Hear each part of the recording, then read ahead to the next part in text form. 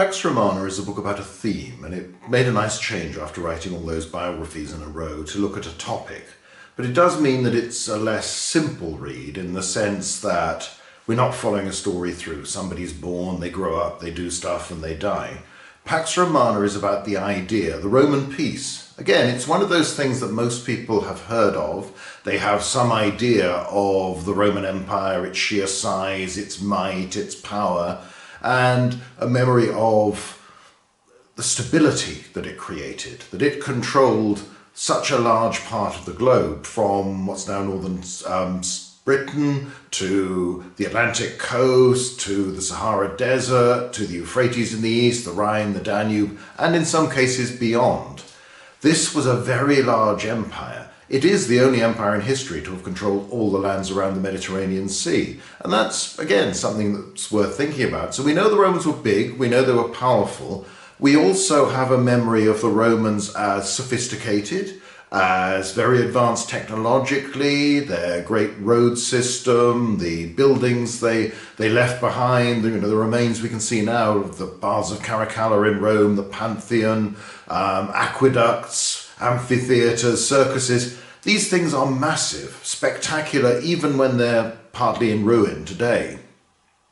And that's only a small sample of what once existed. So we know about Rome's greatness, its power, its sophistication, but we also remember the darker side. We remember gladiatorial games, people watching other human beings being slaughtered as entertainment, and people being fed to the lions. That's obviously particularly associated with the early Christians, but they weren't the only group to suffer in that way, or the only individuals to suffer in that way. We think about slavery, and slavery obviously has relatively modern counterparts that mean that we see it sometimes through the prism of 19th, 18th century American slavery rather than the specific nature of slavery in Rome itself. But it does mean that we know lots of human beings were treated as property by the Romans, and very few voices were ever raised to suggest this might not be such a good idea, and of those, none of them really had the sway to do anything about it. It's even arguable when you have the slave rising of Spartacus, whether they're fighting for their own personal freedom or whether there was some broader ideal that perhaps they could abolish slavery altogether. They get defeated, they are massacred, so one never knows what they were going to do. So the memory of Rome is mixed. It's of power, but it's also of cruelty. It's of sophistication, but also decadence. This image of orgies and excessive luxury, of sadistic cruelty, all of these things.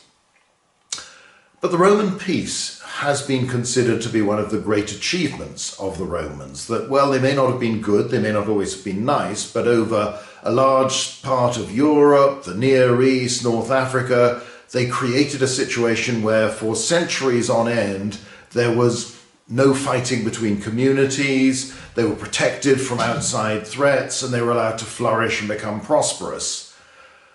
So this is a book trying to look at the reality of that, both the modern idea, but also what the Romans thought about their empire and how they adapted to it. And more broadly, it's a question of how they created that empire, how they controlled it. So it builds into other wider themes that I've touched on in the past in books like The Punic Wars and Roman Warfare. For instance, the basic question of why do the Romans set out to conquer so much territory? How do they do it? Why are they so successful?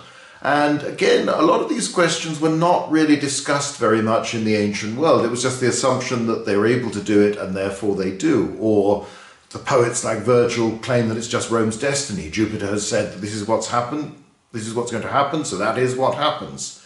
It's quite striking that Polybius, the Greek historian of the 2nd century BC, wrote his universal history primarily to explain how the Romans had come to dominate the Mediterranean world, and in particular the Greek part of the Mediterranean world, the part that had always considered itself more civilized and militarily more successful than anybody else out there in the wider world. And yet these Romans, these semi-barbarians from the west, have come and overrun us in just a generation or so. But what's striking is that Polybius never asked the question as to why the Romans should want to expand their empire and their power. He simply took it for granted that because they could, they did.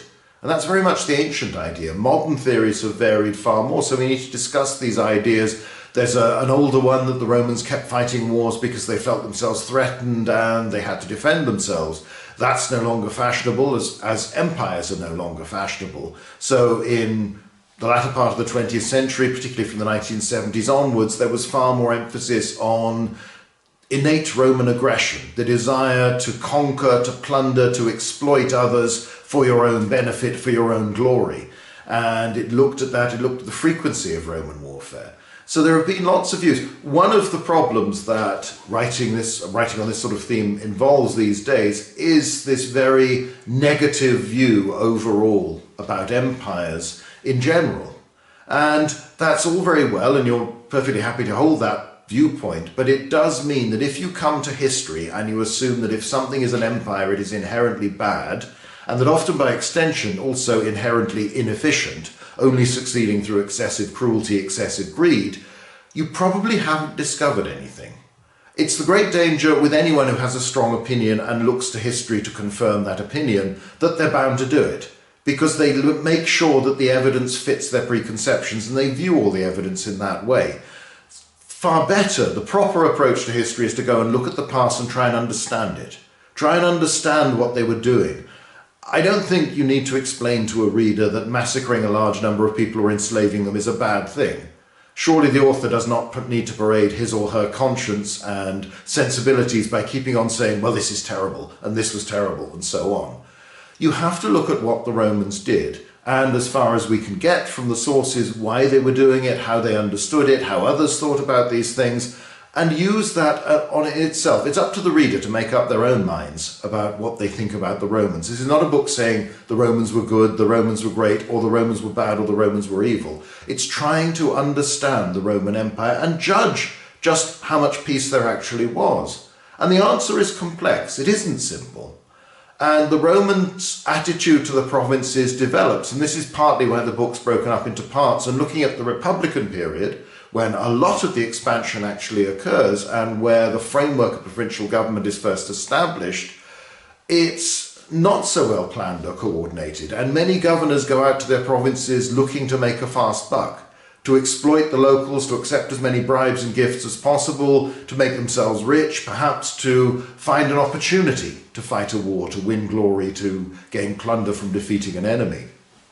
There is a dark side to Roman aggression and imperialism that even the Romans, at times at least, could see was a bad thing, was not necessarily what they should be doing. And there is that debate that you see reflected in Cicero and to some extent in Caesar as to a sense of responsibility. Well, okay, we've created this empire, we have these provinces, just how should we treat them? It's an interesting theme throughout Caesar's entire career is the rights of provincials and how they should be treated by Roman governors. Now, whether he lives up to his own claims about how this should be done in an ideal world or not is an arguable thing. But nevertheless, there were plenty of Romans who thought that, at least in some circumstances, the provincials should be treated well, and that was good for Rome. Sometimes it was purely pragmatic. You treat people well so they don't rebel, so they are more prosperous, happier, they pay their taxes, you benefit more. Some of it was more a sense of responsibility and reputation. We have to consider dignity and honour as very important motive forces in the ancient world.